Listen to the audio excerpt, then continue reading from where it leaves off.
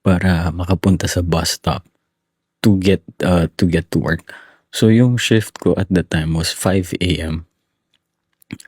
Ang unang travel ng bus is 5 a.m. So malilate na ako. Yun yung bus stop na pinakamalapit sa bahay namin. During those times na kailangan ko pumasok na maaga sa 5 a.m. na shift, I would go to a different bus stop kasi may mas maagang bus na dadating. So that was like 4:30. 4:30 dadaan yung bus, makakadating ako sa office ng 5. Pero syempre kailangan ko mag-prepare papunta dun sa bus stop na yun. So I have to be up like 3:30, 4 o'clock. Kaya napabili ako ng fixed gear na bike at the time. Kasi naglalakad ako papunta sa bus stop dito sa lugar na tinira ko dati. It's around hills. So may mga coyote.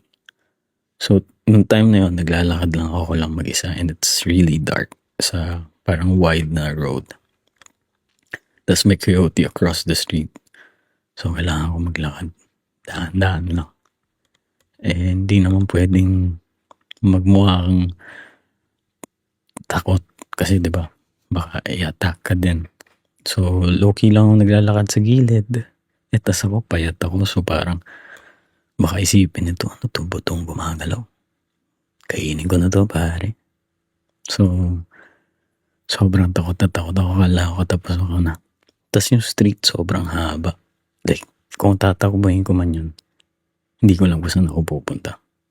Kahit saan ako tumakbo, I know aabutan ako ng animal na yun.